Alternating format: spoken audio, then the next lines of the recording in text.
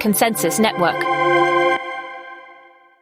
Previously, we always had to have human beings to generate and manipulate energy, to transform energy into use cases. Where now with Bitcoin, we simply actually have an incentive to create energy purely for energy's sake. And I think this creates a whole raft of really interesting avenues in terms of what we can do with it, how we can get past scarcity in our economies. Bitcoin gives us this unlimited demand, this unlimited incentive. As a Bitcoin miner, if you can promise me energy at the cheapest price, I will buy all the energy. Why? Because I want to lock it up inside a digital store of value. I want to lock the energy value away for later.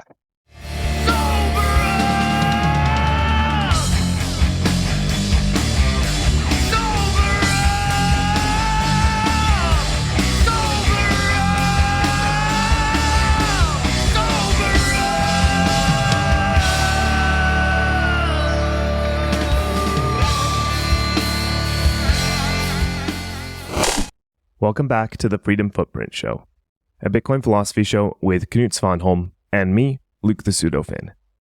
Today we're joined by Dan Leslie, Business Development Manager at HashX Mining. In today's episode, we'll try to shed some light on the world of Bitcoin mining in a deep dive that is both technical and philosophical. Beyond mining, we'll discuss human cooperation, positivity and toxicity in the Bitcoin community, the mysticism of proof of work, the relationship between Bitcoin and energy, and much more. But before we dive in, we'd like to quickly remind you that the best way to support the show is to stream us some sats or send us a boost using a value-for-value podcasting app such as Fountain. If you're listening to the show as a podcast, check out Fountain if you haven't already. You can earn sats by listening to podcasts such as this show, and you can support your favorite shows through value for value. If you're watching on YouTube, don't forget to like, subscribe to the channel, and turn on notifications so you never miss an episode. And finally, we want to thank today's sponsors, Wasabi Wallet, Orange Pill app, and bitcoinbook.shop. All their information is in the description, and we'll be talking a little bit more about them later. And now, without further ado, here is Dan Leslie on The Freedom Footprint Show. Dan, welcome to The Freedom Footprint Show. Thanks for joining us. Thank you so much for having me on. What a privilege. It's nice to have you here, Dan. We met briefly or not so briefly, we met in Sydney. And that's exactly, yeah. Yes, and we had some really deep, nice philosophical Bitcoin conversations, and that's why I wanted you on the show, basically. It was kind of one of those ones, wasn't it? We started going down this rabbit hole, and we started in like a group conversation. That it's almost like the more down the philosophical rabbit hole we were getting, we were just like losing people left, right, center before. Exactly. So it's just us two of us. And what are those mongoloids doing? Like that's usually how it ends. I remember having a similar conversation with Max Hildebrand on Madeira and Andre Loja, the guy behind the Free Madeira organization. He came up to us and like, oh, hey guys, what are you chatting about? So we're like, Hoppus argumentation ethics. And he's like, oh, and then just walks away. Not again. I'll hold my hands up on my philosophical ignorance. I don't even know what that is. So. No, but you get the gist of it, I guess. Exactly. Yeah. You could get super deep, but no, it was one of those conversations. I think I walked away, and I think maybe you felt the same. And why we ended up here was I was just like, gosh, it's been such a long time since I've had such an elucidating conversation, like talking about things that really matter. And obviously, I've gone on a bit of a journey, explored your content in the last few weeks since we each other. Yeah. Hey, look, I like my research. I suppose I should start what I do with a day job, and then we can throw. Yeah, could you give us the TLDR or maybe the DL, the DL, just the R. Yeah, just the R of who you are. R. Okay. You know why pirates are called pirates? Why? They just are. Yeah. All right. Yeah, give us the R. R. Yeah, no. So, hi, I'm Dan Leslie. I live in the beautiful sunny Brisbane. However, I'm a bit of a mongrel of the world. I was born in New Zealand, brought up in the UK, and then moved to Australia. So, finally saw the sunshine and rainbows, only to discover let's call it the statist paradise that it was lost. in this side of the world. So my day job, basically getting people into Bitcoin mining. So I work for a fantastic company called HashX here in Australia. Their business development manager. So we do everything from, getting a single guy who wants to mine with, some of his solar energy and just wants to buy one mining rig, through to, right now we're completing a project for 5 megawatts down in South Australia, which is going to be one of the larger farms on this side of the world. So we literally do the entire range. I mean, obviously it's grown from a grassroots of the directors having some connections overseas and being able to bring in the goods, and then it's grown from there. And look, you wouldn't get into this industry if you weren't a Bitcoiner. If we're very much on the belief that and for me personally, proof of work is the only value that you can genuinely create. We could have a good debate about proof of stake as well. Let's skip that. Yeah, exactly. It's a bit of a boring conversation after a while. I don't think there's a debate in this room about no, really, is it? No. But I do still find, I think proof of work, or let's say the mining side, does seem to be quite mysterious, even to a lot of Bitcoiners. It was fascinating, even after talking to people who, let's say, I would assume are very, very far down the orange pill rabbit hole, hadn't really yet made that real world connection between this is what a miner looks like. Yeah. It really uses energy and you have to keep it going. Otherwise, Bitcoin dies. The most fascinating part of that is that people miss, I think, is the connection to time and how the 2016 blocks relate to the 10 minutes, vice versa. I think that's just beautiful, and most people have no clue what I'm talking about when I talk about that. But let's get into that a bit later. I'm curious about these 5 megawatts, because that's quite a lot of power. Is that solar, or what is that? Where do the megawatts come from? Yeah. So look, it's a really good news story. The ESG crowd will be very proud of us. So we have some solar projects in Australia. We have a lot of them, and many of them end up going underwater quite quickly because they don't design them with really good economic use cases. So I didn't know solar panels worked underwater. Well, interestingly, if they stay financially underwater for too long, they don't work either, because the grid operator will turn them on. So we've basically come along and through some connections, basically been invited to move into some of these solar projects. We do a good deed by basically agreeing to buy 100% of all the power they can produce. And they do the good deed for us in letting us use their grid connection to draw power back in from the grid when they can't provide it to us. So it's a real win-win situation. And the other side of the coin is we get to then supply the grid with certain services. So sometimes we might drop a load to help stabilize the grid for a few minutes. Bitcoin miners don't mind turning off for 5 minutes, especially if they're going to, we get a big healthy credit against our power bill. So it really is it's a cool project. And ultimately it saves a lot of these projects from basically being red herrings and kind of being a bit of a sore thumb on the environment and on the landscape down there. Nice. This reminds me of one of my proudest early moments in Bitcoin when I still wrote articles before the first book had come out. And I wrote an article about green energy in Bitcoin, talking about this thing that is actually coming to life right now. And it's so fun to see. Like, it's playing out exactly how we predicted. And not only me, but a bunch of Bitcoiners were thinking about these things back then. And I got a retweet from Saifedean Namus, who said, I was about to write something about this, but Knut Svanholm has already written what I would have written. And well, that's high praise. That was a golden moment. And I've one of those things that made me keep on writing. Absolutely. Exactly. And I think, look, I would say in general around let's say the Bitcoin space, I'm pretty new just in terms of connecting with people. I've done a lot of the groundwork on my own. I got into Bitcoining by being a gamer, and I was gaming tonight. That's why I'm often up at, late night. I do a mix of work, play some games, mined Bitcoin on my graphics card back in the day when you could still mine it on graphics cards and make not more than, 1 sat per hour. And so realistically, it's kind of been the last couple of years that I've really started to network with people just here in Australia and meet things. But one thing I've discovered that you say is that Bitcoiners are so encouraging very, very encouraging, uplifting, and very positive people. And it's crazy what happens when, you get a little bit of encouragement. You get retweeted by someone who just wants to see you win, and how those little wins then add up. And they keep the process going. It's like the universe's sign that you're doing the right thing. Encouragement is fundamentally underrated. Here we go down the philosophical and the ethical. I love it. I mean, that's absolutely true. I mean, the Bitcoiners encourage one another all the time. Sometimes they disencourage one another too, but that's just a healthy criticism most of the time. Well, yeah. I'd love to have open up a discussion about that, later on, about the place for toxicity. Yeah. Is it needed? Is it not needed? Yeah. Yes. So, yeah. Correct. Coming from Australia, I guess you have a higher bar when it comes to toxicity. Like you're sort of used to it. My cousin, who I visited down in Sydney, told me that there are 3 levels of toxicity in the animals in Australia, and it's deadly, deathly, and lethal. And it's the lethal ones that are really, really bad that you should really look out for.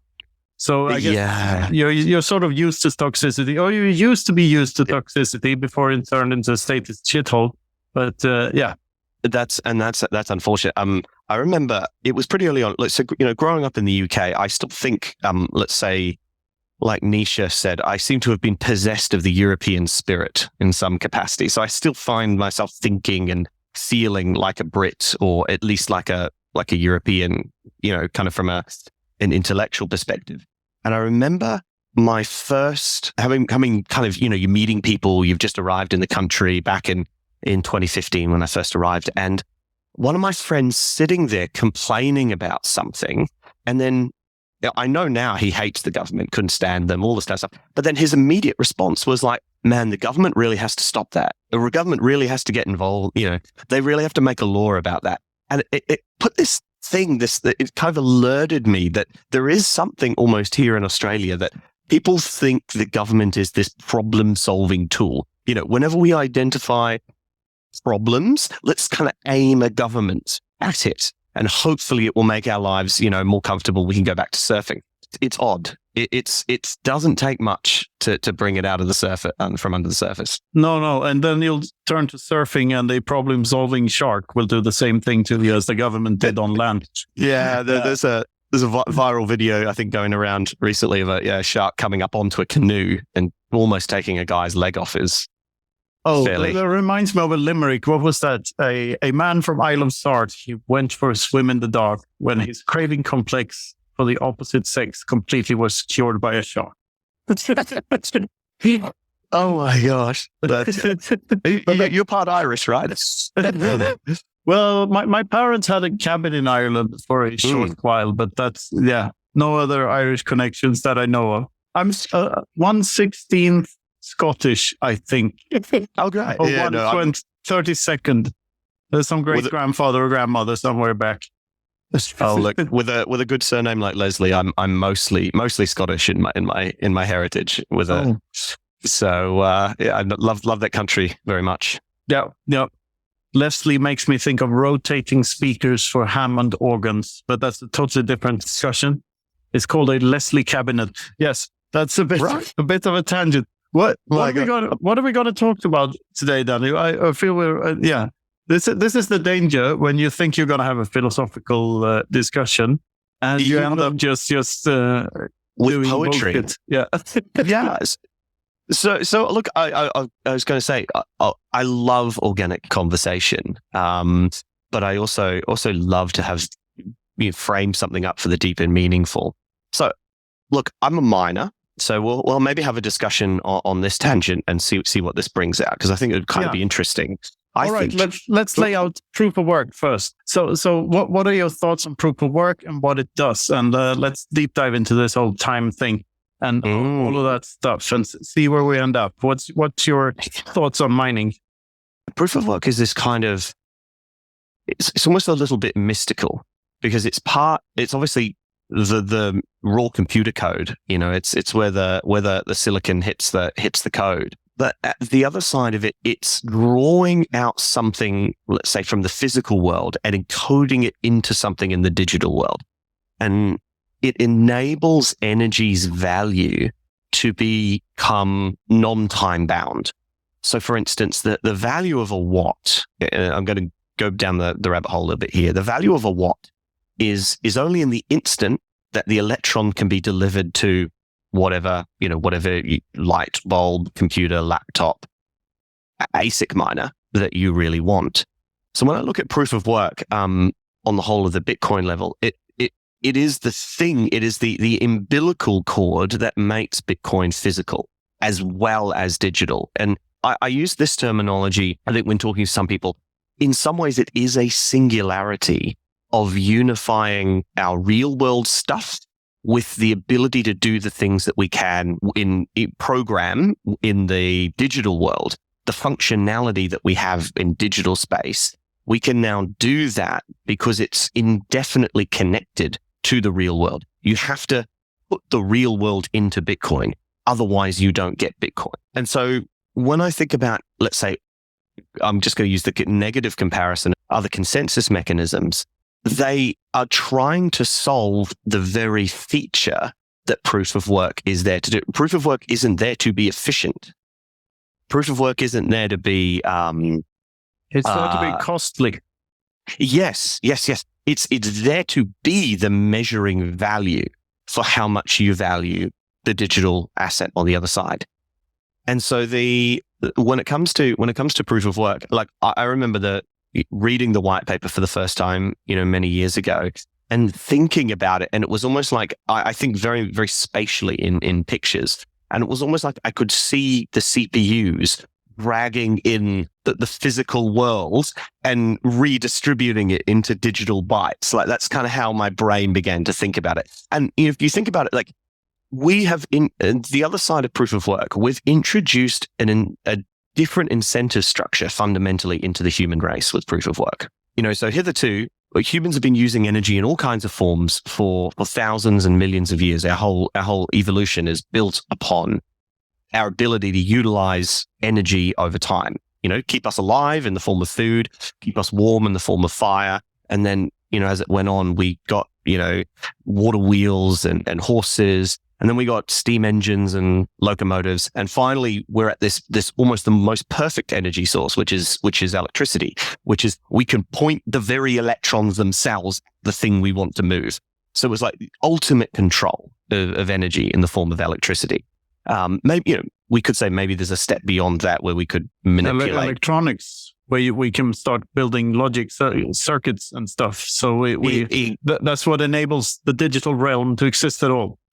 Exactly, the presence or the non-presence of an electron on the side of a transistor switch. That's all data is. It's energy being held up for a few seconds, for a few nanoseconds, and suddenly all of this is possible. So when I think about that, is previously we always had to have human beings as the draw process to generate and create and manipulate energy. Well, we don't create it, but to transform energy into use cases. So we had, let's say, a necessity of work to keep us alive, to keep us, functioning as the human race. Where now with Bitcoin, actually, we simply actually have an incentive to create energy purely for energy's sake. And I think this creates a whole raft of really interesting avenues in terms of, number one, what we can do with it, how we can get past scarcity in our economies. A lot of the ideas that, futurists have been thinking about, philosophers have been thinking about in terms of betterment of the world, all comes by having an incentive to make energy better, make more of it, and make it cheaper. And now Bitcoin gives us this unlimited demand, this unlimited incentive. As a Bitcoin miner, if you can promise me energy at the cheapest price, in the most useful form, which is a form that's 24 hours a day, 7 days a week. You can always turn a switch off if you don't need it, but it's sometimes, unlike a solar panel, it's really hard to make a solar panel work right now when it's dark outside. So if you can give me 24/7 power and make it as cheap as possible, I will buy all the energy. Why? Because I want to lock it up inside a digital store of value. I want to lock the energy value away for later when you need to come and get the value. You want to convert the energy into a specific piece of the world's only digital pie. Exactly. And so by creating this incentive structure, it's literally we've now given the human race, it's almost like a great market signal. Go and make as much useful energy in the form of electricity as we possibly can. And that kind of thing excites me. I remember when I was a kid, learning about relativity. And I'm sure you know this, but relativity works in both directions. So obviously we understand a nuclear, explosion is E equals mc squared. The energy we got out of the explosion was from the subatomic particles that we obliterated and turned into the energy value. But you can do it the other way. Mass can be created through the condensation of energy. This is known to happen. This happens inside our sun. This is why the sun produces elements, because inside the center of the star, the gravity is so intense, energy can't escape it. And so it condenses into matter. So stars are matter generators fundamentally. In fact, they convert energy into matter. That's what they do. And that matter then explodes out into the universe and eventually becomes us. Because we are star stuff. The molecules we're made up of were once in the center of the star.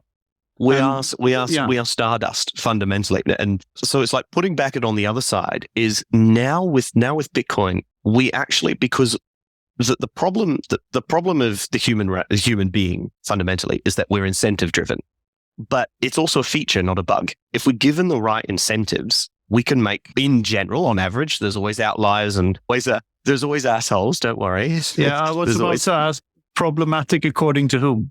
Because it's all subjective, right? Exactly. But fundamentally, if we provide the human being with the right incentive structure, it moves masses of people in the same direction. So for instance, why has capitalism been a broadly successful economic system compared to communism or compared to mercantilism or many of the other, economic systems? Well, fundamentally, it liberates human incentives. You read the book to figure out more. Oh, yeah. So, and it's not, and it's, of course, I take a rationalist, but it may be that there is a magical economic system out there that's better than capitalism. But capitalism so far is the only one that's hijacked the human's capacity for incentives. And it's been able to put those incentives to productive work. So the produce of everything. So now we have this incentive out there for human beings to say, hey, go and generate electricity. Go and get as much of it from everywhere that you can. And you have a way of being able to lock that up. Then it kind of sounds magical. It's quite interesting talking to, let's say, grid engineers, people who are kind of old, kind of stuck in their ways. There's very few of them around now. They're very precious. We need to keep them alive as long as they can.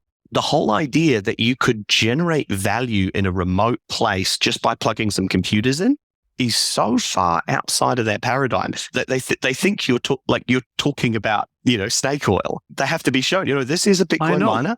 I did this exact thing on Madeira. We had a meeting with the energy company there, the only energy company on the island.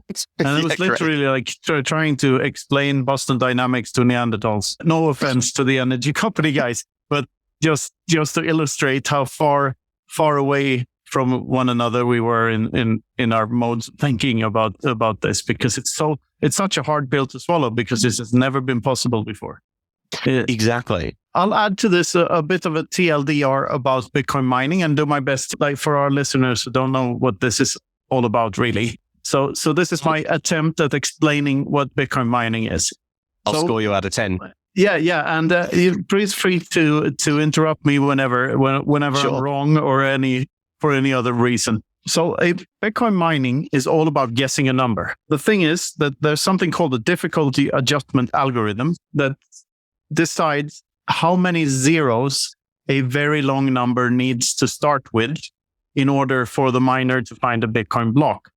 And a Bitcoin block is nothing but a big Excel sheet of transactions. Sometimes there's some other information attached to the transaction, like a note or some other bullshit JPEG or something.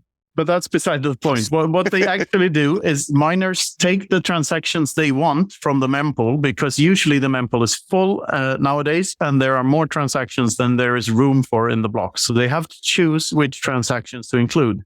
Yeah. And usually they choose the ones with the highest fee attached to them, because the fee goes to the miner. And the miner also gets newly minted Bitcoin as a reward. The first 4 years, it was 50 Bitcoin. Then it was 25 the following 4 years. Then 12 and a half. And right now we're in the fourth epoch where there's 6.25. Exactly. And about 12% on average, I think, is fees. So it's 6.25 plus 12% on top of that in terms of fees on average every block. And what they do then is that they run this Excel sheet plus a number called a nonce, which is just a random number, through something called a hashing algorithm. And what comes out the other side is a number which you can easily reverse to check if it actually matches the Excel sheet or not. Excel sheet is said metaphorically here and not literally, but still. So you get this number, and if it starts with this specific amount of zeros, the hash number, including the nonce and all the transactions, you are the miner that gets the reward. And everyone else in the network sees that, oh, someone found the correct hash, and therefore they are entitled to this reward. And then the miner is rewarded by the network. So the way I see that is like what we read in newspapers is that miners solve this really, really hard mathematical problem, and then they create the Bitcoins. This is not true. They do not Absolutely not. They do not solve any. They solve a slightly harder than high school math problem, but only slightly. All they do is basically add numbers together. This number times that number. It's not very much harder than that, according to a specific equation.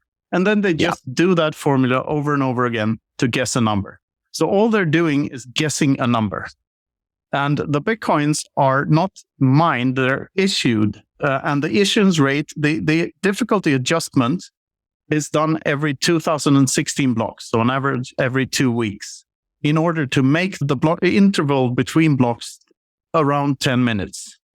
So that Bitcoin has a fixed issuance schedule. And this is the important part. That is, regardless of how much energy is put into Bitcoin mining, this does not change over time because it adjusts every 2016 blocks. So what that does is that it creates its internal clock. And this is absolutely crucial for Bitcoin survival, because we need a decentralized clock, an internal clock in the network, in order to remove another attack vector. Because otherwise we would have to rely on a centralized time-stamping server, which would be an attack vector in itself. Anyone could check that and then double spend the coins. So the system wouldn't work if we didn't have decentralized time. And in my mind, this is absolutely the most crucial part of it. The difficulty adjustment. Yeah. And this is why we can't just have proof of stake. This is one of the reasons we can't have proof of stake or proof of anything else but energy expenditure. Because it is not the energy expenditure itself. It's the cost to the miners that secures the network. The number of hashes doesn't matter. It matters. Number of hashes matters for the timekeeping, but not for the costliness to the miners. Correct. The costliness could have been solved in another way if we had another way of solving the time thing. And the only reason Bitcoin needs to be decentralized at all is so that we can do this without having to trust any third party. Because history has shown that if we put trust in a third party when it comes to money printing, humans are not capable to resist the urge to press the copy button. Like they will always print. Talking about incentives, isn't it? Yeah. It's some of maybe the initial central bankers genuinely may have had very, very good intentions about how to control the money. Initial bankers, I would say, but not the initial central bankers. Okay, yeah, they are the most rotten to the soul, obviously. No, but I think you may be the most. Let's call him the most moral central banker, the most honest that a central banker can be. Yeah, it's partly in the process. Like maybe you are the most self-controlled human being internally and externally, but you've created for yourself a power structure and an incentive structure.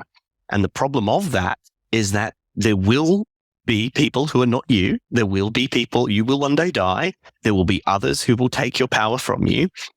And we can't ever trust anyone else to do the same as you will. In fact, this is, what's the great problem with statism in and of itself is that we have created a power structure, maybe by very, very great men and women of history, and there's the good king thesis. The road to hell is paved with good intentions. Exactly.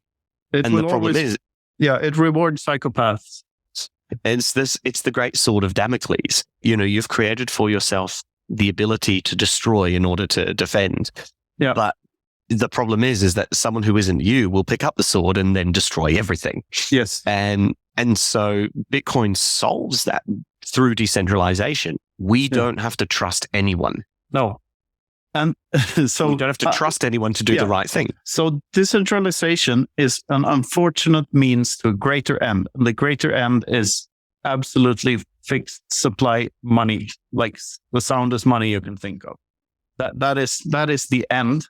Decentralization is an unfortunate means. It would be better if we could solve it some other way because it wouldn't be as costly. But now we can't, so we have to make it as costly as possible. Unforgeable costliness and easy to verify. And nothing beats Bitcoin on those two metrics. It's extremely costly to produce and at the same time extremely easy to check the validity of. Oh no! I wanted to jump in on the difficulty adjustment. Absolutely. Someone might question, why is the difficulty adjustment actually needed in Bitcoin? How does that relate to time? So the question that Bitcoin is asking the miners to guess, that puts the mathematical question out there, and we're just guessing the number. Let's say we're going to guess a number between 1 and 10, you and I. Yeah. So you guess a number, I guess a number. It might take us 5 seconds to guess all 10 numbers, and we can guarantee that one of them is the right number I'm thinking of, if we guess all 10. However, if Luke jumps in, we get 4 more people, you grab 4 more people, I grab 4 more people, and we all start guessing, it's going to take us a nanosecond. We can guarantee to solve the answer very, very quickly. So and it's the same with mining. The more miners that join a network, the faster we can get to the right guess. So if the difficulty was the same as when the network was first turned on, we would probably discover a block in 1 second or very, very, very quickly, because we can guess all of the necessary answers at that very easy difficulty. Mm-hmm. So the difficulty has to adjust with how much hash rate is on the network over that 2-week period to make sure that the block stays in a 10-minute increment so that the right number of average guesses are there to make sure that that block happens like clockwork every 10 minutes. Yes. So that's why it has to get more and less difficult over time. And like with everything that is probabilistic, it has a couple of interesting features. Like it's always, the next stock is always 10 minutes away, regardless of how much time has passed on average. And also, like, there could be, sometimes the block takes like 40 minutes to appear. And in theory, we might never find the next Bitcoin block. We don't know if Bitcoin stops at that point and has a pause for 10 years. However, the more hashing power there is, the less likely that ever happened. The less likely that is. It's a similar level that there is a very small likelihood you could brute force a private key. Yeah, but it's the same probability of you just reaching your hand up and then picking some dust off the moon. It's yes. It's almost impossible. It's neglectable is the word, right? We don't need to take it into account, and therefore Bitcoin works. But back to the basics of, like, because I want to go deep into why mining is the way it is, because I think there's so much confusion about it. And the thing is that since mining is just guessing a number, it's literally just that. A very specific number, sure, but it's just guessing that number over and over again. So a human being could do that by hand. So I've solved a SHA-256 hash just because I'm nerdy before. Yeah. I bet you have. I haven't yet, but I should, just to prove a point. You shouldn't do it. It's boring. Yes, it takes a long time. And when you think about we're talking petahashes now in the Bitcoin network. As it's ridiculous. Like exahashes. Exahashes, so 1,000 million or something, right? It's a billion billions. A billion billions per second, which guesses per second. And then what did it take you to do one of those? Like 30 minutes? Oh, probably. Yeah. It certainly wasn't seconds. Yeah. I got up my Excel and started, created the matrix and all this kind of stuff. Yeah. You didn't do it with pen and paper? No, then it doesn't I'm not that count. cool. It doesn't count. Cool. Yeah. Oh, okay. I thought you were talking about pen and paper. God. But Okay. the thing is, the point I'm trying to get at here is something I talked about in Australia as well. That the ASIC is nothing but a tool to help us do the calculation. Yeah. So it's the equivalent of the monkey that figures out that it can take a grass straw into the termite mound and get more termites per second out. We've supercharged the monkey and given him steroids. Exactly. Probably crack cocaine as well. Yeah. So the ASIC miner is just a very, very specific tool. It does one thing and one thing only. It guesses a number. So it's a tool for guessing a number. All right. So who is the miner? The ASIC or the guy owning and deciding to run the ASIC? This is just a guy using a tool. Like this is a guy. The guy is guessing the number, not the computer. The computer can't deliberately do anything. It's just a tool. So therefore, a miner is a person that decides to do this. Now, why does the miner decide to do this? The miner decides to do this because he thinks, at least in the long run, for some time horizon, within some time horizon, the Bitcoins he can get from guessing the number will be more valuable than the cost of the electricity sacrificed to guess the numbers. That's the only reason the Bitcoin mines. There's an economic incentive to do so. And everything in Bitcoin is set up in such a way that it's cheaper to follow the rules than to try to cheat them. And still you can make money off of mining. So this is why people do this.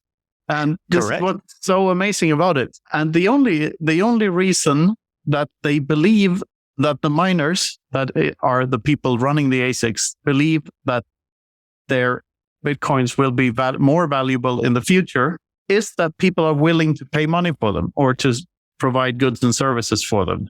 Is that people actually use them and thereby increase their purchasing power.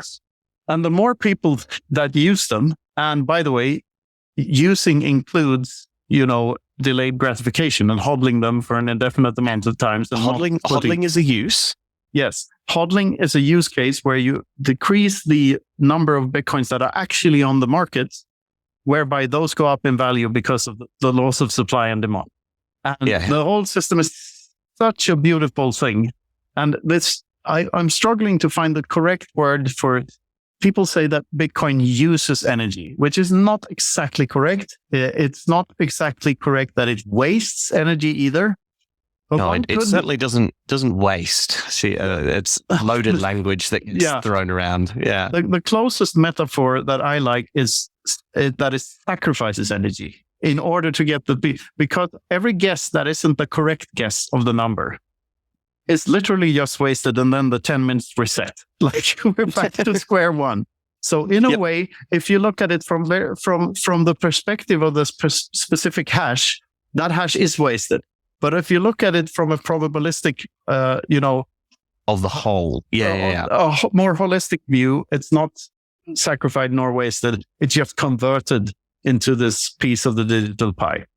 Well, I think maybe the best word I can describe it is it encodes the energy into capital. It is quite literally doing that. The winner of the block gets to do the maths to encode that block into the chain, creating a blockchain. But the whole itself is needed for the security. So all of those wasted guesses, those guesses that weren't right, they're actually sacrifice. They're actually incredibly important to the security of the network. I describe it in layman's terms to people.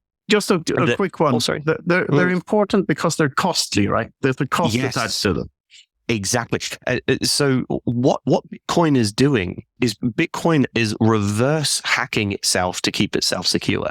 So you can try and hack the Bitcoin network. There's only one way to do it, brute force. And guess what? Bitcoin says, haha, we can use that for security and flips the whole process on its head. I love that terminology, reverse hacking itself. Yeah, exactly. Make a note of that. Look, we're going to use that.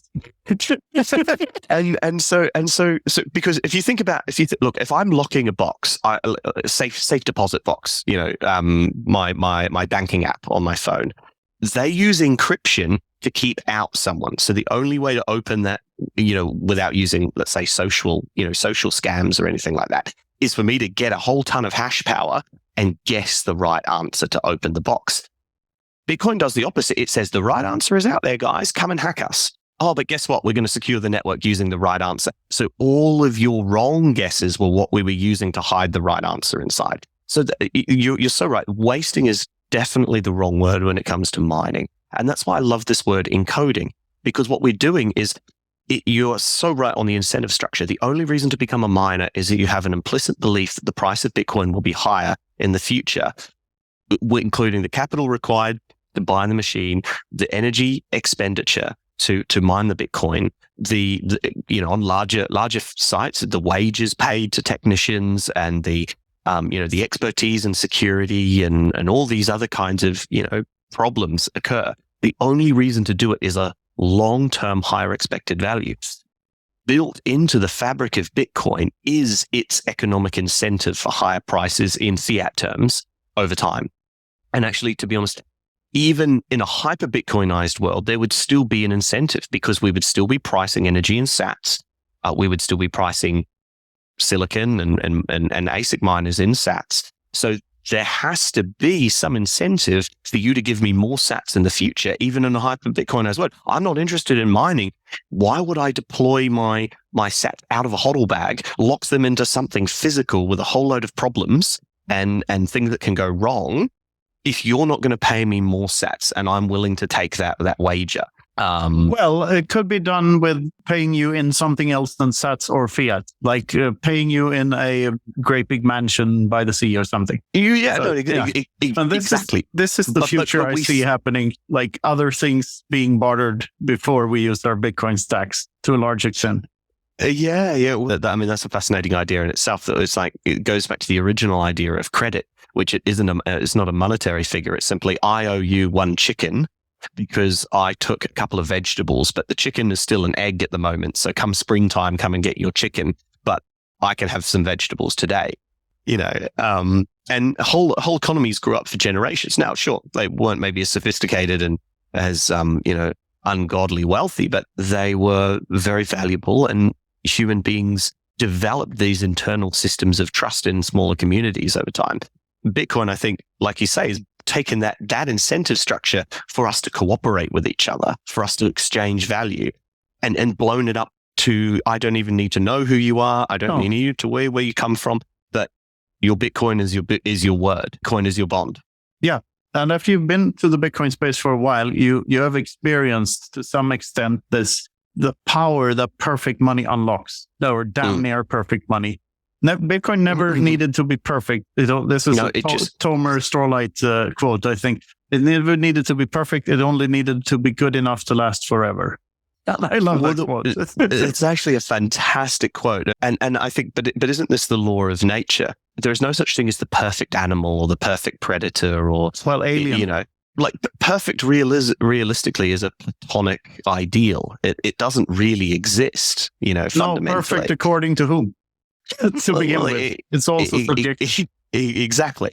But even then, it's not accessible in the physical world. So it has to be good enough, and it's good enough that really makes the difference. And Bitcoin is very much good enough. And I think why it's creating a different paradigm, let's say it's so offensive to power structures. I mean, look, if this was a bunch of nerds just playing nerd games, the last time that I heard my politicians talking about computer games and worried about all the people being scammed on computer games and all this kind of stuff, I'm using this as an example. I've never heard a politician, maybe in the early 90s, there was a bit of a fuss about them, but it's not considered subversive. It doesn't attack power bases or attempt to replace what's existing with something better. It's just a game by the same metric. Bitcoin is just it's a computer program that has, in some ways, lots of different game components. Mining is one of these game components, but all of a sudden you can see its value because of how its enemies respond to it. Yeah, it's good enough. It's the only computer game it's usually the other way around, that people pour money into computer games that are then online. And this starts online and then spreads out into the material world. So it's in the reverse direction. You use something that is inherent to our network on the internet, which is just people too. And then that manifests into physical reality in a way, that directionally, that has never existed before. Well, this is, you know how there's all these, obviously the metaverse crowd have all got their, play to earn, as their whole metric. Bitcoin has been play to earn since the very, very beginning. If you play the Bitcoin game, you will earn and you will continue to earn. And especially if you play the mining game, you are literally plugging in something that earns. Otherwise, why do it? And I don't know, I think life, and maybe this is more broadly philosophical point, but I think life gets more fun when you think of it as a series of games. It definitely becomes more manageable and you realize not to take, the hardness of the struggle too seriously. But if you can learn to play the game well and you play it long enough, you could have a lot of fun and be successful. The two are not opposed. No, exactly. That's one thing that struck me when I landed in Miami a week ago. I went straight from the airport to this Satoshi Nakamoto show at a venue called Kill Your Idol. So I went straight up on stage, just gave my luggage away and went straight up on stage and ended up playing bass and played Smells Like Teen Spirit with Samson Mao and a couple of other songs with other people. And the first thing that struck me was like, holy shit, the internet is the best computer game ever invented. That was my first thought, because this is like the game and you can unlock all of these achievements and they're actually real achievements in real life. And it's so fun, but it's all a game. And back to mining, a few other points I want to clear out for our listeners is like, go for it. A lot of the big miners are pools, right? So there are people around the world giving their hashing power to a bigger mining pool that then tries to find the block. So we're adding all our guesses together. Exactly. So we get a bigger pool of guesses, more success. Yes. And this has been described as a threat vector to Bitcoin, because then those who give their hashing power away have to follow whatever rules that miner who decides over what actually goes into the block sets for them. But this is not true, because it's entirely voluntary to join the pool and to leave the pool at any point in time. So the individual miners decide anyway. And more than that, the individual node runners, whoever runs a Bitcoin node at home, sets whatever rules he wants Bitcoin to have. And when using Bitcoin, when actually using, for lack of a better word, token, that's when you set the rules for what is acceptable to you as a Bitcoin user. And the miners are slaves to that. So whoever uses Bitcoin is the master. And the funny thing about this is that everyone's a Bitcoiner in that sense, because every Bitcoiner interacts with all the normies all the time. So whatever decisions the normies make that surround the Bitcoiner goes into whatever incentives that Bitcoiner has when running the node. So everyone on Earth creates the Bitcoins. And some have just not realized that yet. But when Greenpeace, for instance, comes along and tells everyone to change the code, and we say, oh yeah, go ahead, change the code. Good luck with that. What they don't realize is VIP. It's death. That very tweet is creating Bitcoins to some extent, because it interacts with other Bitcoiners and they fuel their incentives. And it's so fun how everything's connected like that. There's no such thing as a circular economy. Everything's connected. And when you start seeing it like that, and everything is a human being, this is just an agreement between human beings on a fixed set of rules, as I always say, and it can only get better as long as we fight for it, because we need to individually fight for it. There's no collective, there's no great leaders to look up to who's going to fix it for us. We have to fix it for ourselves. Yeah, and that's right. Look, Bitcoin is essentially just a communication mechanism more than anything else. It's a clean and clear, uncorrupted communication mechanism. We can transmit value, we can transmit incentives, we can connect structures of, either economics, but even more than that, love, care, compassion. These can all be communicated over Bitcoin. It's just simply a tool with which to do that. Fundamentally, and I like the way you often bring this out, we are Bitcoin. It's inside you. It doesn't exist without you deciding to interact with it. No, and it's within us. And in that sense, it functions like cells in our bodies communicating.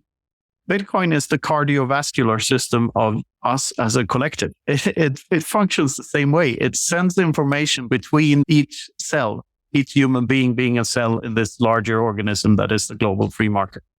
And ultimately, that really has been how any human progression has happened throughout all of history. It's been when there is a clean signal between, voluntary parties, where no one is forced into something and people cooperate. And where people cooperate, I think I explained to you, I come from a Christian background. So there's the story in the Bible, the Tower of Babel, which is probably well known, which is the group of people who are building this mighty tower. So it says the tower was going to reach heaven, and God speaking in the first person says, look at these people, they're fully united and they speak the same language. Nothing will be impossible for them. And if you have a look all throughout history, the story ends with God coming down and apparently creating languages and scattering these people to the othermost parts of the earth so that, they can't build a tower to reach heaven. Again, more interesting, but it's fascinating that narrative of noticing that unification, cooperation, and speaking the same language, the same communication method with each other, that's what builds the potential to reach heaven. That's what builds better lives. That's what builds economies, societies. That's what builds anything that works and anything that functions here. And I think one of the biggest problems we're finding in this modern world is that we have such a cluttered and such a corrupted communication vessel between human beings. Like, why is there so much policing of language? Because if I say one thing wrong, you're going to take the wrong idea and go and tell that. And all of a sudden there's a huge uproar on the Bird app, and people are getting cancelled and losing jobs. Our monetary system, fundamentally, as a market signaling system, 12 men in a room in New York City decide to make one decision, and it factors the fortunes of millions and billions of people. That is a corrupted communication system in terms of value. Absolutely.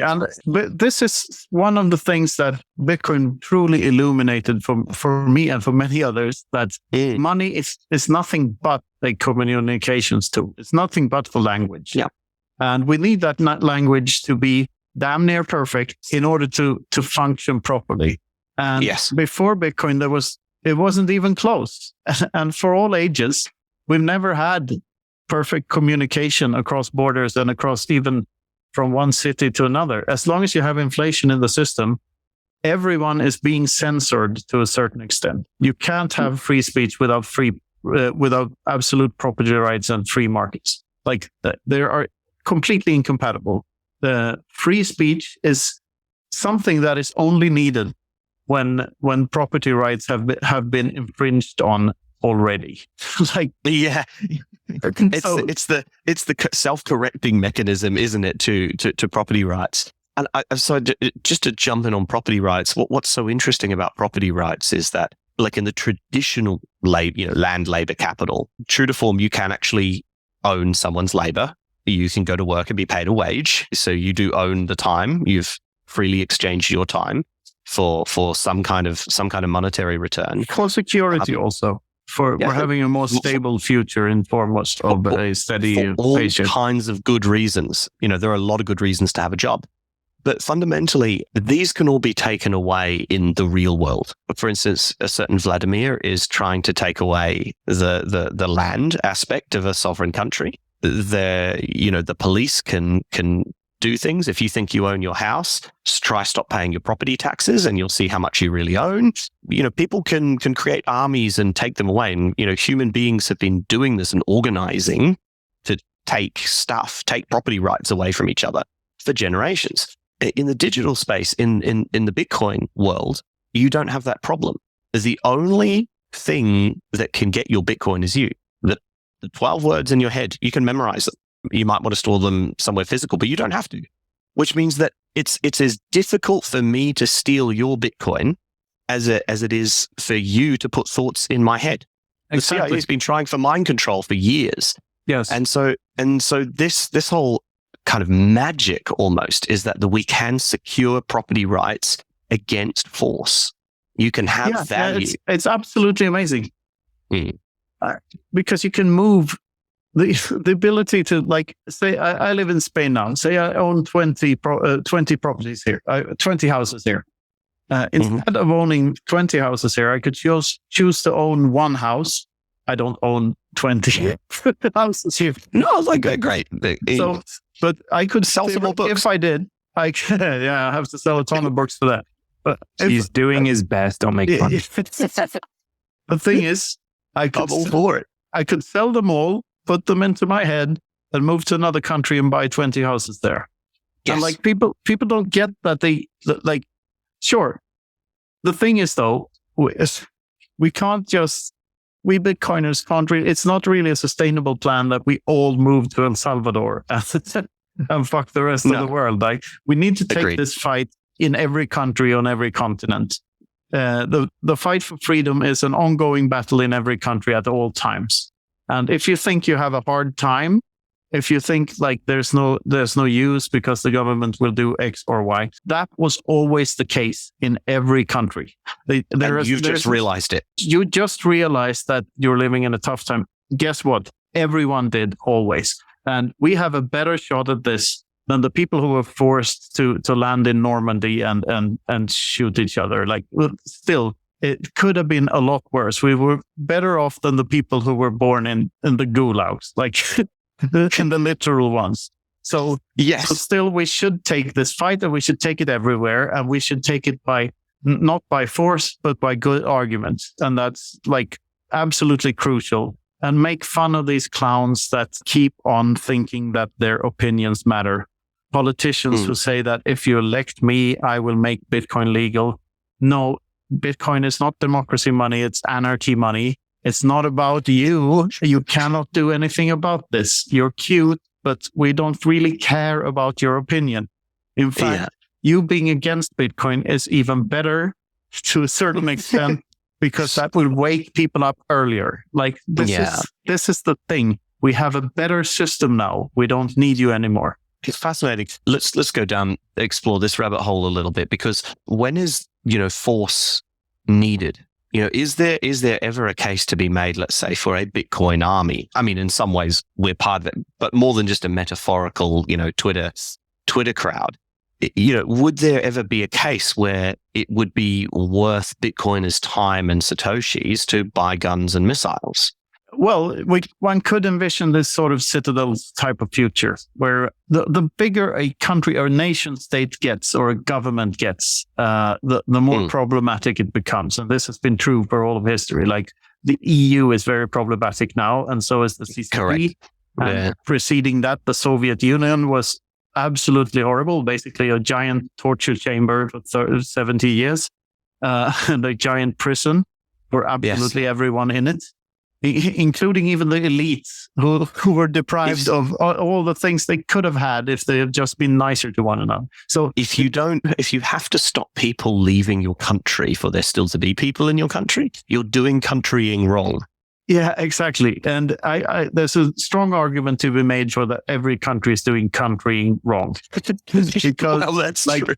There's a saying like, if goods and services don't cross borders, soldiers do. And there's a lot of truth to that. So what we want is like a minimalistic, like the states to be as small and as self-sovereign as possible. So city-states is a very, very good starting point, because like we probably can't get smaller than the family. Like, and we wouldn't want to, because we wouldn't want to have our kids do whatever they want with machine guns. That's probably not a good idea.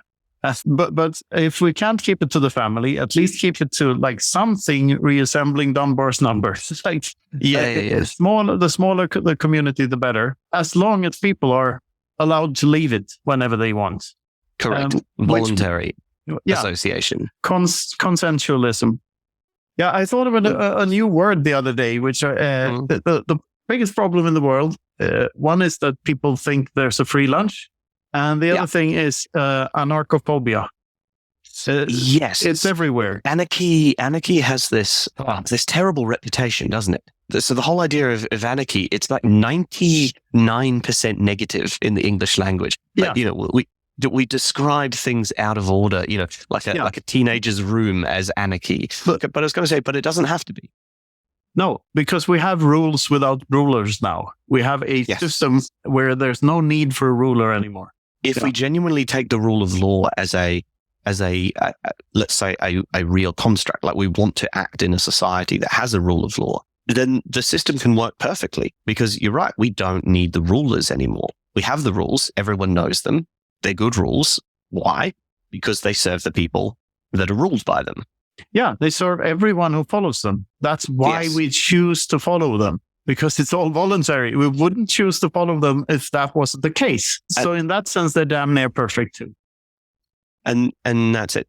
The upside of that kind of thing, though, is, and this is, I suppose, like in genuinely where I question things, is like, how far can the state be removed, out of people's minds? It's something we grow up with. Our nationality, having lived in 3 different countries in the world, I personally have this firsthand experience. Where do I really come from? But most people, it's like part of their organic identity. Your tribe is such an ingrained, almost biological part of you. Yeah, I know. Even to such extent that they give a shit about 11 people trying to push a ball into some sort of netted box. Hey, I will not besmirch the sports ball of football.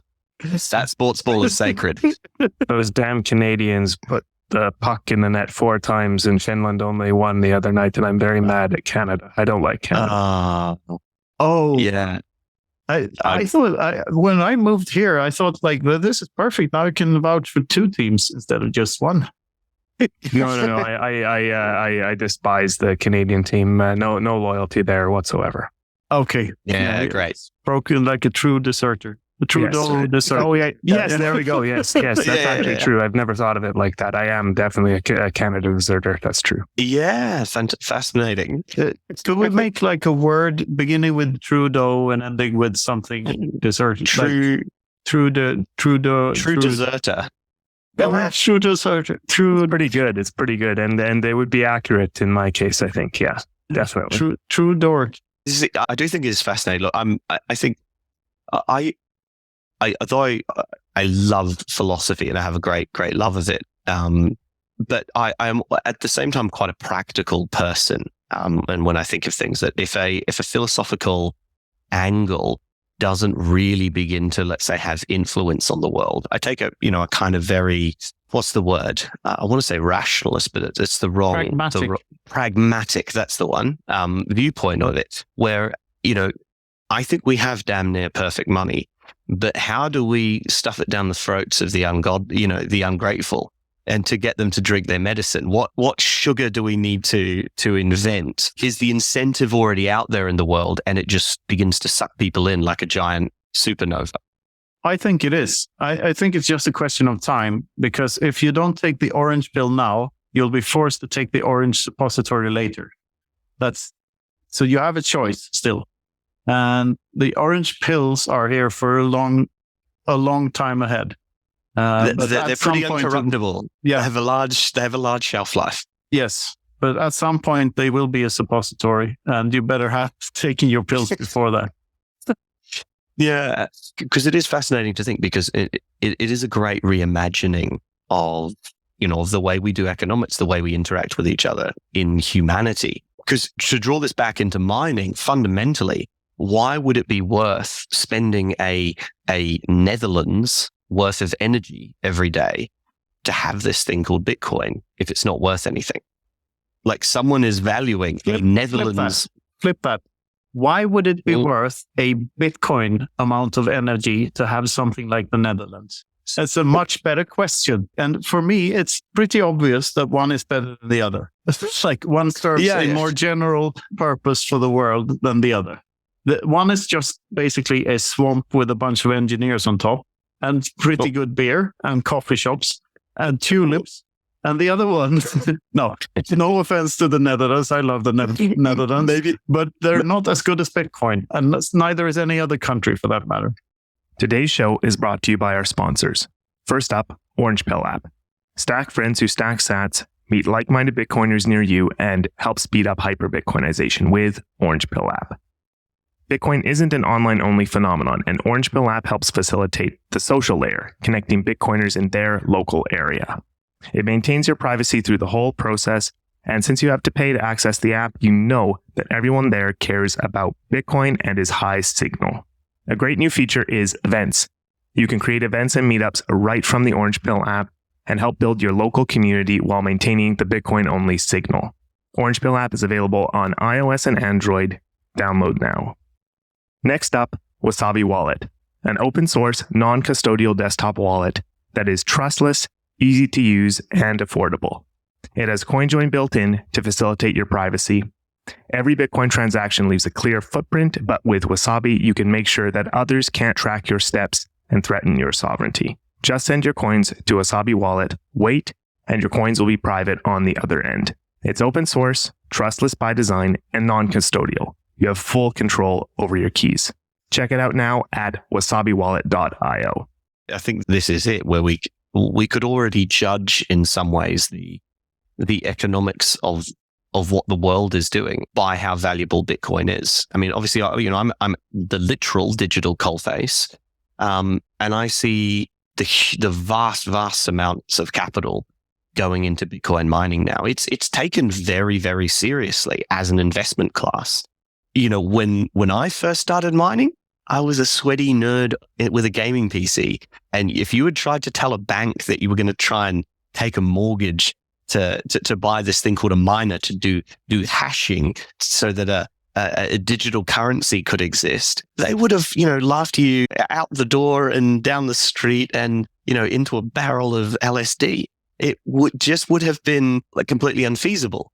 And now we have banks pouring money in. We have, loans that can be had against mining machines. We have some of the largest hedge funds in the world looking at this as a segment that at least they need to kind of have some foot in the door. So I suppose what you really see is that Netherlands worth of energy, or that Bitcoin's worth of Netherlands, is actually it's a cherry, if you like. It's a baited trap for drawing in those capital systems, for drawing in that investment structure into Bitcoin. Because fundamentally, the rest of the economy really understands things like energy. It understands things like the grid. It understands things like electricity and generation. These are very old, very mature industries. But we add the Bitcoin element onto it as this beautiful, glistening, cherry to say, hey, come, and we kind of hide the orange peel behind it and then pop it out just at the last moment when a bull market happened. Exactly. Down the hatch. Because what you realize is, sure, you did your investment and you did your structuring on what we were doing, let's say, in the bottom of a bear market like we were at today. And then all of a sudden you got hyper rewarded in the middle of a bull run. Then all of a sudden you are sold. You cannot convince those people that this is not a real thing, that this is not a real industry. This has zero value, or it's just a scam. It becomes so much more than that. It becomes a way of doing business. Once you've experienced Bitcoin, there's no un-orange pilling someone once it clicks. That's actually it's a good. Sure, say the only people that have been un-orange pilled, I would say, are brown pilled by shit coins. No, all I would say is that, let's say they succumbed to greed, they got green pilled. Yeah. Well, brown pilled, because greed is a shit coin in that sense. Like if you put orange and green together, it does make brown. Yeah. That's a good quote. And on the political scale, if you mix green and red, you also get brown, right? About the Netherlands again, and nation states in general, what people don't get, like, the consensus algorithm of Bitcoin leads to Bitcoin sacrificing a Netherlands worth of energy per year. Sure. Encoding. Encoding. The thing is, everything else has a consensus mechanism too. The Netherlands has a consensus mechanism. The euro has a consensus mechanism, and the US dollar has a consensus mechanism. And that consensus mechanism is called a world war. And only a world war, and who has the bigger army in the end, decides who gets to be the reserve currency and who gets to be the shitcoin on the next best currency or the next best thing. And even nation states themselves are formed during wars. So there's always some violence, and you end up with a system in which you get a corrupt form of money and a government that steals from everyone all the time. So that's what you end up with the far inferior consensus mechanism world wars. And some people seem to prefer that to the strictly voluntary, very efficient consensus mechanism that Bitcoin provides, which is entirely voluntary and doesn't end up in anyone stealing anything from anyone, and doesn't have borders and doesn't get censored. So pick and choose. Well, I suppose, going back to your original answer, to me, it's a matter of time, isn't it? War has been around for a very, very long time as a consensus mechanism. The world that we have today is formed by wars. It's formed by marshalling great groups of people to function in the same way, by coercion or by force, or some small nation states by voluntary consensus. There's a few who do it better. There's a spectrum, but ultimately, if you could show people a different consensus mechanism, a better consensus mechanism, a better way of organization, it's just a competition in the end. Exactly. And if you have the superior competitor, sooner or later you win. All nation states are basically some of our ancestors being assholes to other of our ancestors. And that's where we live in whatever remnants of that remain. That's all it is. Hey, look, having changed countries, as I said multiple times in my life, there are definitely assholes everywhere. I can confirm that. Yes, and everyone has one. But everyone, I think this Zoom call or video conferencing is such a great tool. It's gonna add a lot of value to peace in the world, because it's much harder to tell 18-year-olds to go and kill people in other countries if they just were on a video call with that very person that they're about to be ordered to kill. Yes. I think people vastly underestimate the power of this, how it makes borders as ridiculous as they should be. They make us see borders for what they are, just hindrances it's put in the way by some asshole. Yeah, exactly.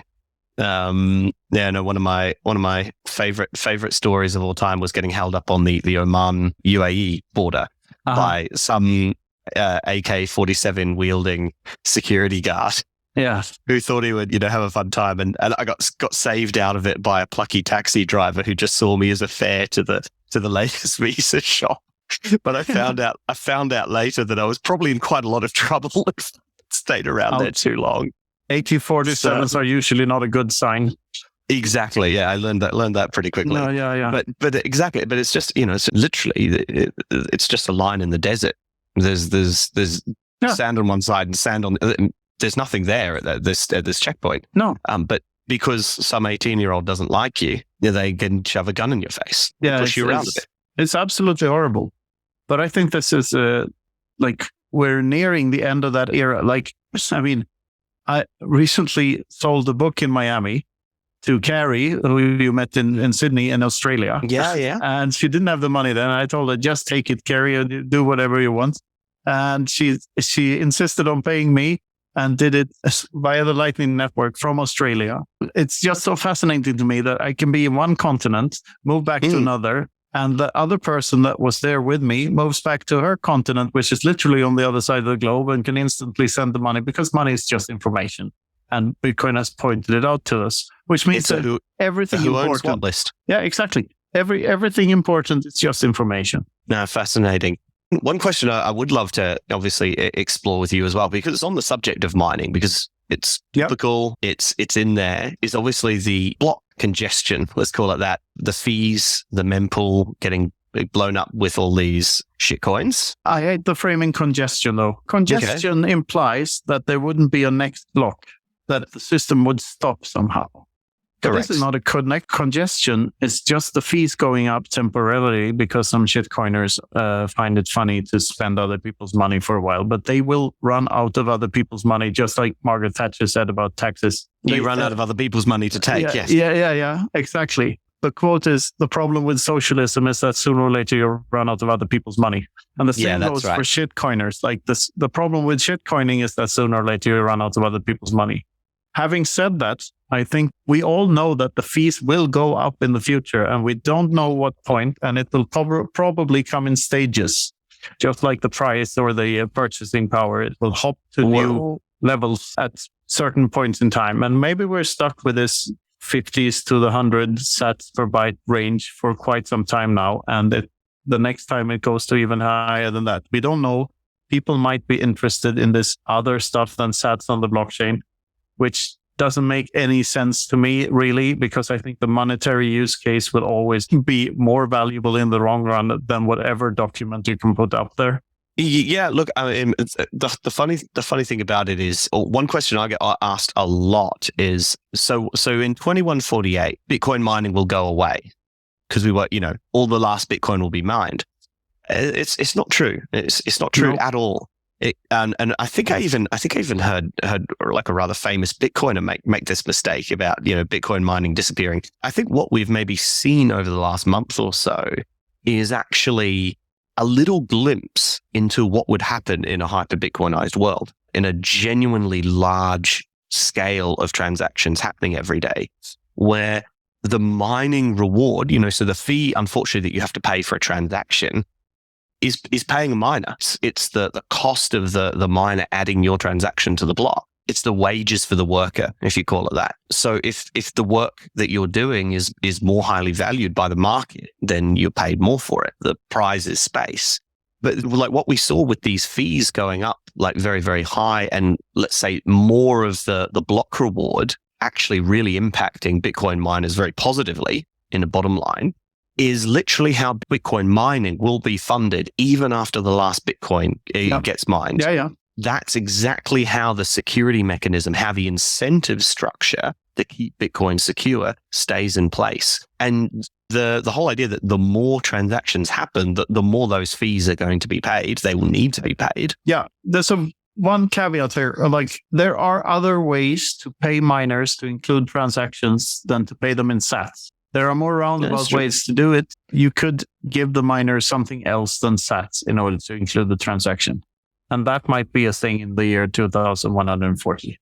I think it's almost necessarily has to be at least a part of the security of Bitcoin in order to not make it stumble upon itself too much. I think let's do just for our listeners, Mining 101 or Bitcoin 101, the block reward consists of two things, the block subsidy and the fees. And the block subsidy is 6.25 min Bitcoin in this epoch.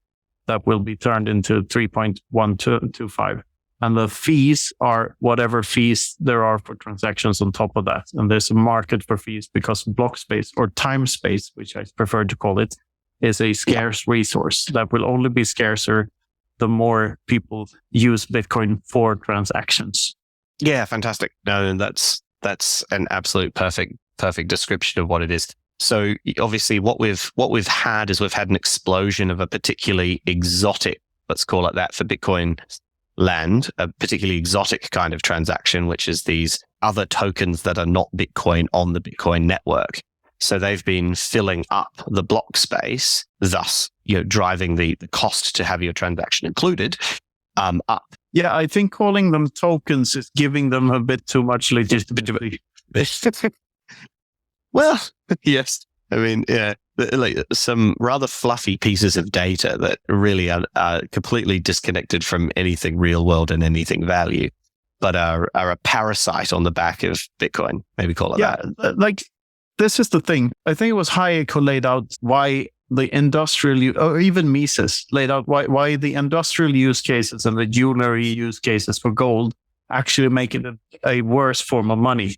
I mean, most of its price is because it is money. That's where it gets most of its purchasing power from. But most of it is locked away in vaults. Yeah. But some of it is because the demand from jewelers and people in the various industries who need gold for other purposes. And it's the same with Bitcoin. Using the network for other things than money makes it a slightly worse form of money. But in the long run, these other use cases, they're way more bullshitty than jewelry. You could claim that jewelry is bullshit too because no one really needs it, but there's still a demand for it. And there might still be a demand for these bullshit tokens in the future. The thing is, as soon as I would almost argue with you there. I would say there is 100% going to be a demand because the human being loves to gamble.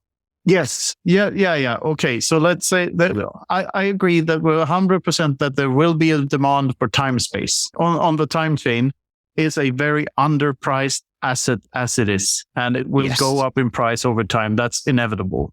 The thing is, what do we use it for? Well, these scammers, they claim that you can own a picture by attaching it to a certain Satoshis or a set of Satoshis, which is not true because you cannot own a JPEG because you can just right click it and copy it. You can claim in court that you have this Satoshi that somehow makes you the legit owner of some document or picture or whatever on the time chain. But until there's at least a precedent in some court for that actually being proof of anything, there's nothing there. It's a great big nothing burger. Putting a document up for public viewing can be done cheaper and more effective outside of the time chain. You don't really need the time chain for that. And sure, it's sort of like wanting to have a tattoo on your body that doesn't go away until you die. People will want to put messages on the time chain. There is a limit to how much you can put in each transaction. I think it's 600 kilobytes or something like that. You'll have to, I'll have to go away and check that. I thought it was lower than that. I thought it was... I'm not that technical, so I'm probably just mansplaining here and guessing. Please call me out on this and tell me the right numbers in the comments or whatever on this show. Yeah, exactly. Yeah, but I think I get the gist of it. There are limits, and through a soft fork, I think we can limit it even more if needed in the future. Wouldn't be 100% certain about that either. But regardless, I view these things that they call tokens as noise and not signal. And they serve one specific purpose. Some Bitcoiners turned shitcoiners, some big names that used to be big names in Bitcoins that are now shitcoiners. And what the purpose it serves is that it creates FUD about Bitcoin, fear, uncertainty, and doubt. So that people start doubting Bitcoin. And when they do, because they can point to a very specific thing. Hey, look at this. Bitcoin is broken. I just broke Bitcoin or whatever because it's now $2 instead of 20 cents to send a transaction. It's giving them a narrative that they can use in order to sell their other fucking shitcoins. And that's all they want. That's the scam. They want to spend a large amount of other people's money to clog the Bitcoin blocks. They are not really clogging anything because TikTok next block is still valid. But they put stuff there in order to be able to point at Bitcoin and say, this doesn't work as money. Come buy my shitcoin. That's the only purpose of these things. I feel like you're giving them too much credit. That's too. I probably am. So I think unfortunately one thing about Bitcoin is that they tend to be, let's say, slightly more intelligent than the average. So sometimes you're attributing to malice what could be attributed to stupidity. And And so I partially think that it's plain and simple. It's, greed or stupidity, either of the two. But that said, let's say maybe it's because I don't want to call myself open-minded or anything like that. Maybe I'm slightly more optimistic about the use case for things such as ordinals, or let's call them Bitcoin NFTs, to use a more open phrase. Yuck. Partly because I can see a value of locking piece of information up. We've had safe deposit boxes at banks for a very, very long period of time. And so I'm definitely not interested in JPEGs. I'm definitely not interested in pictures. But I do believe there are some kinds of data that I personally would want to have that on Bitcoin. Like what? Property. I would particularly want to have that. The counter argument to that, to like a will on the blockchain or property title deeds on the blockchain. Why not just keep the 12 words instead. That's your property. It's going to go up in value faster than your will or your title deed. So why not just keep it in Bitcoin? Well, look, I also know the arguments that it's like, well, look, until my, let's say, my specific unique set of sats also is legally stamped by someone who will confirm my ownership of the land, it still has an external recourse to the state per se. It's not truly decentralized in that capacity. But I would say if we are aiming at something like Bitcoin hyper-Bitcoinization, where Bitcoin is respected, where Bitcoin is the law, then in that situation, we may want to have things of particularly high value, such as a large patch of land.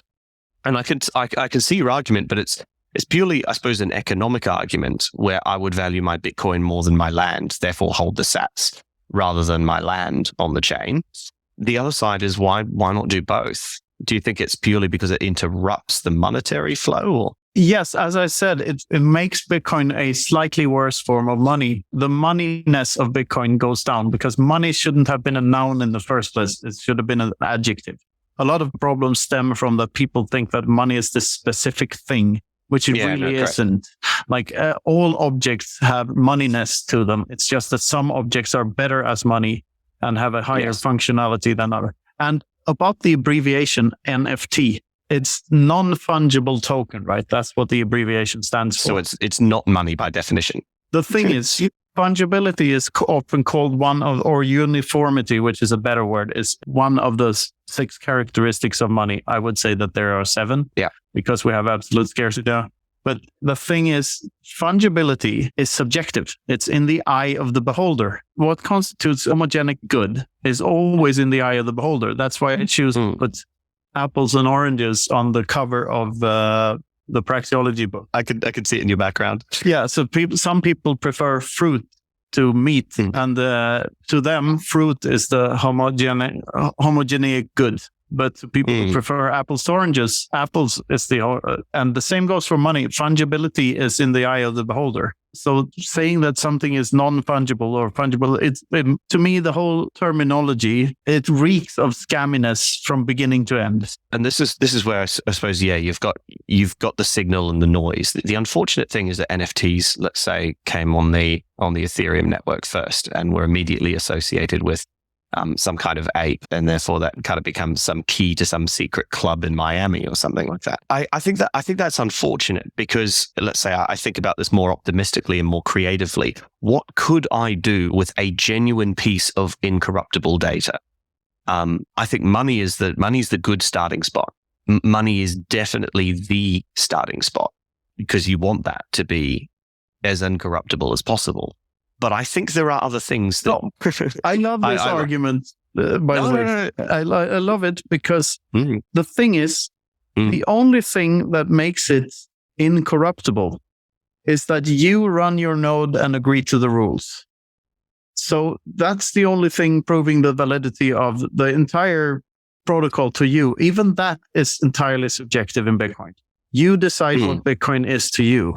So even if there is a judge that says that this JPEG belongs to you, other nodes in the network may not. They may fork away from your shitty JPEG and your monkey picture or whatever it is, or your will or your title deed to this huge tract of land. I'd also contend that, and I suppose from a technical perspective, because of the way these things would work, that would be breaking the rules of Bitcoin itself, and you would literally be deciding that some users of Bitcoin Satoshis aren't valid, which I suppose is what Litecoin has done. And no, but that is the case right now. It's voluntary, and people choose to use whatever software they use. That's correct. And the people who agree that like the most proof of work is what Bitcoin is.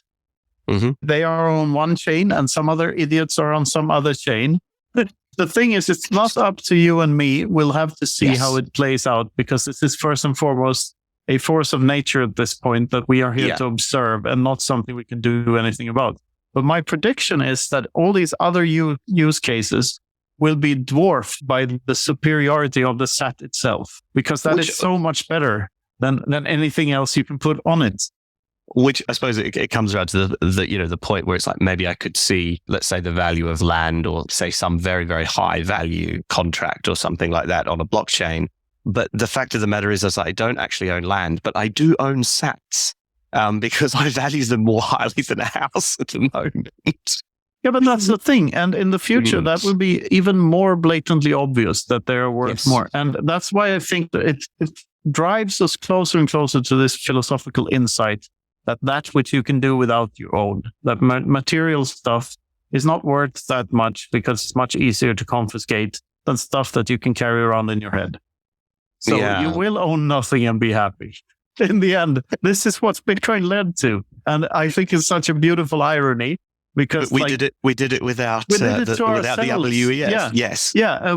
And without anyone taking advantage of us. And if we're truly true to ourselves, we're just fucking monkeys, that love eating, drinking, and mating, for lack of another word at this point of the conversation.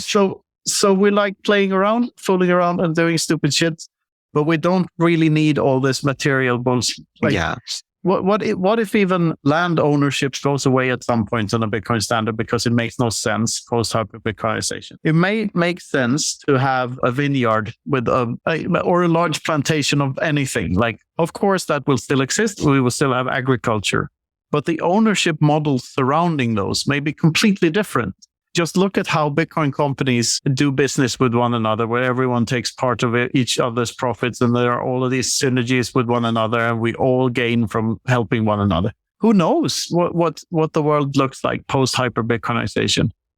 Who knows if there's any use case for any legal document when we have rules without the rulers? I mean, this is so vastly different from what we're living in now, and this is what I think people underestimate with this thing. They think just because we found this damn near perfect money, people think that, if we could use this for something else, that could also be valuable. But what could be more valuable than damn near perfect money? Nothing. If you really think about it, everything that can be exchanged for it will obviously be valued less, because it's a scarce thing. Yeah, it's a fascinating argument, because then it's the thing in itself becomes more value than...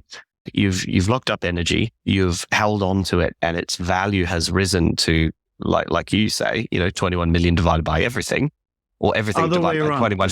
Everything divided by 21 million. I was just about to say that. Thank you for saying it first. And so, because you have that rise, that the thing itself, like, let's say there could not be something more valued, then of course you have to leave economics at that point and start getting into morality and philosophy immediately, because it's like, well, what is really valued? Why would you value, is your sats worth more than your family? Well, obviously not. I think this is true for almost everyone in the world, including most sociopaths. Like, other people may be worth less than their money, but not their closest family. I think that's extremely rare and almost only exists on film. They're kind of, let's call it, fetishized by film, aren't they? Is that it? Yeah. But we'll see. I mean, this is a true test to humanity. What will it lead to? Like, I personally find it very fascinating to think about these things and to try to draw out the thought vectors as far as I can to see where I end up. And it's hard to me to find a place in the future where I've drawn out thought vector where Bitcoin leads us to more materialism. It just doesn't compute. It will lead to a less materialistic world. And that is... Well, I 100% agree with you. 100% agree with you there, because why do we have so much materialism? Because our money is not worth anything. Why? It's going to be guaranteed worth less today than it is tomorrow. You better spend it to get it. I love a bit of a history nerd, had a history teacher for a mother. So during the hyperinflation in the Weimar Republic, people would just go immediately. They would get paid their wage today. Yeah. They would demand their wage today so they could spend it that night, and then their wage would go up tomorrow because it would be worthless tomorrow. That's playing on fast forward what's been happening since the 70s when we came off the gold standard. Well, not even that. I mean, counterfeiting has been going on since forever, and even gold wasn't perfect. Like, if you put more energy into finding gold, you'll find more gold, then the stock to flow ratio changes. That doesn't happen in Bitcoin. So we never had anything like this before. So that's why the metaphors are all wrong. So the way I see it, what Bitcoin points to is one divided by clown world, like one divided what we're living in now. And what does that look like? It points to like not the literal opposite. So it's not minus this world. It's one divided by it. Because we have this perfect sense, everything divided by 21 million. That's what that means. Yeah. You see what I mean? We have a fixed number now to organize ourselves around. Yes. And it's not everything divided by 21 million and a bunch of monkey pictures. That doesn't make any sense. It doesn't really change the equation very much. So the point being, wherever this leads, it will lead to a world where, signaling to other people that you're important by buying stuff just doesn't work anymore. You can already see it in the Bitcoin space today. People come to fancy dinners dressed as whatever. Like there's no signaling mechanism. Like no, if someone comes in a suit and a tie, they're just looked on like what the hell is that guy doing? Why isn't he being himself? Like it's already playing out like that. I love a good suit and tie. Yeah, me too. In the right circumstances, True. It tends to have a different functionality in the Bitcoin space. Exactly. Yeah. And if you had money that you knew for a fact is going to be worth more in the future, you would be far more circumspect about selling it. I mean, I always use this advantage of clothing. Like clothing has become the most throwaway thing in today's world. It's a huge problem. No. It's caused 100% by broken fiat incentives. Absolutely. Where if I'm going to buy a shirt and I have to swap Satoshis for it that were really expensive and cost me many, many watt hours, running on my treadmill or connecting to my solar farm to produce, I have to be sure that shirt is fantastic quality and is going to last me, is going to provide me more utility than the Satoshis. Why do I see an army of kangaroos on pogo sticks with generators on them? Because we can harness all energies. Even nature itself. Yeah. But anyway, like if you have this perfectly finite thing, like we said before, in the world we live in now, and especially in hyperinflating scenarios, then all the stuff is better than all the money. Because the money has a faster half-life. Like, yes. It's just in case. So the faster it leaves you, the more stuff you accumulate. Yeah, so it decays at a way, way, way quicker rate. But if you have the literal opposite of that, something that is entirely fixed and anyone can tap into who has access to any type of communication around the world. Like, you literally need up to 4 megabytes of data every 10 minutes, which is the slowest internet connection. You do not need much. No, you do not need much. And this is so beautiful. So it's easy for everyone on Earth to tap into and be a part of those rules that are centered around that number, which makes all the other shit in the world, all the shit coins, all the stuff, all the other material things, worse as an investment in the long run than this very fixed number. Yes. And where does that lead us? It's insanely fascinating to think about and to talk about, because no one ever experienced that before. There are no metaphors. There's nothing like it. There never was. And look, potentially the whole technologization, to invent a word off the cuff in English, of the whole, let's say, world in the last 40 years. We really are running an experiment that, we have never seen before. But the problem is we built it on incentive structures that are as old as time and that haven't changed since the Romans and the Babylonians. Now it's like we've actually added a different incentive structure into this mix. We have this hyper powerful technology. I can't remember who I'm quoting someone I know, and someone can correct me who said it, but it was, we have the technology of gods, but the moral attributes of a 4-year-old or something along those lines. We have something, we have something in our hands in terms of our technology that would have been akin to magic only 100 years ago. And yet we only now are putting in place the incentive structures to begin to change the way we act with them. Any technology, sufficiently advanced technology, is indistinguishable from magic? Absolutely, yes. And I mean, it's why social media is so addictive, and why more of the world is fascinated by games than movies, magazines, and publishing all put together. I mean, it's a huge industry because yes, your eyes and your meat stuff is assuming that it's almost real.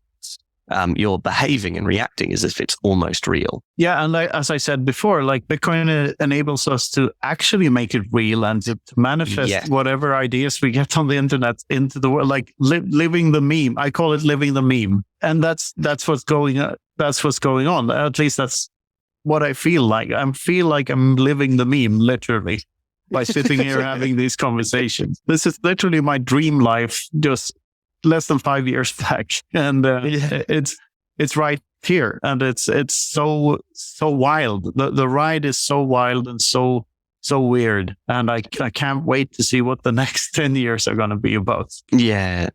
The funny thing is, every 4 years, and I'm in my second complete cycle. Let's call it that, of Bitcoin, and every 4 years you get that thing called a bull market, which is usually brought about by the halving, because suddenly there's less supply of the thing that's really valuable that you want to keep and that you don't want to move.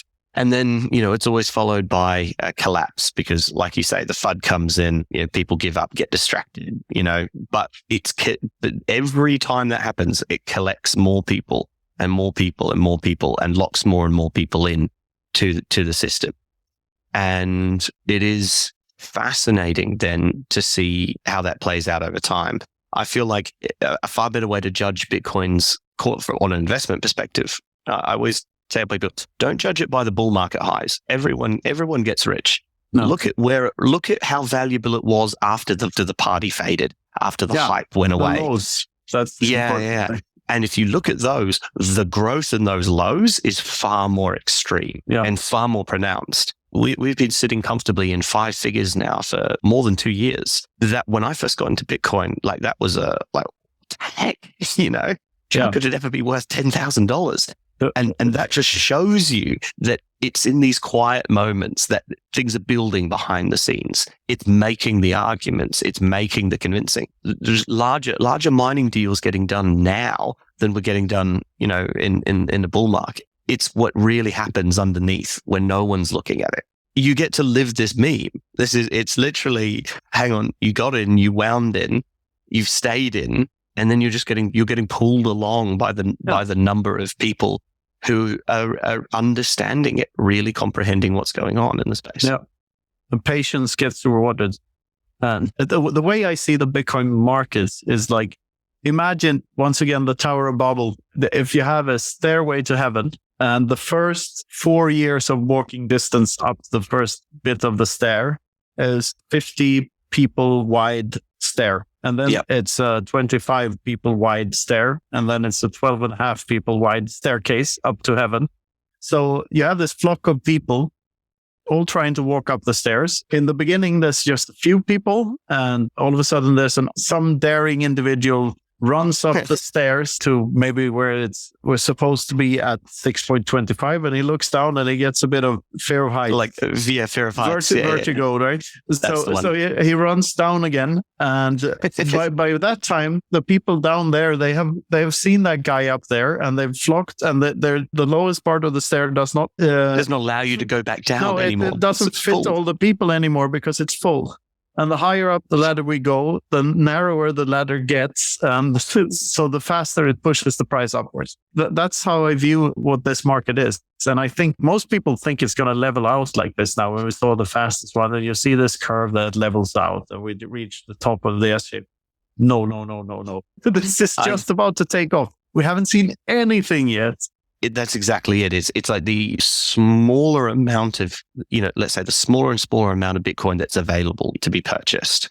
The more and more people understand hodling, the more and more people actually become orange billed. It means that there's less to go around. And guess what? You're sitting on it actively is a market action. It's a statement of, I value this more than your silly options trading day. Yeah, of course. And more than 90% have already been mined. The crazy thing is like, to get the first 50%, you might have had to have spent $1 million on capital and energy to get the first 50%. To get the next 40%, maybe $1 billion got you there. And now what we're going to spend possibly $1 trillion getting the next 5%. And then after that, we're going to spend, well, everything. The show is also sponsored by bitcoinbook.shop, the Bitcoin-only bookstore by Konsensus Network. Konsensus specializes in translations of Bitcoin books and also publishes original titles in English and many other languages. Check out bitcoinbook.shop for all your Bitcoin book needs. Konsensus is always looking for new contributors, whether you have a book you want to publish, you want to help translate books into your native language, or you have some other way you want to get involved. So if you want to help spread the Bitcoin message, reach out to Konsensus Network by Twitter or email. Details are in the show notes. Daniel, this has been an absolutely fascinating conversation, and I'd love to have you on as a guest again at some point. I think we should do this as a regular and just do deep dives because I enjoy talking to you so much. Honestly, it's an absolute joy. I love it. And Luke, you didn't get the chance to say very much in this episode. I'm sorry for that. But thank you so much for coming on, Daniel. Absolutely loved it. And as I said, would love to have you on again.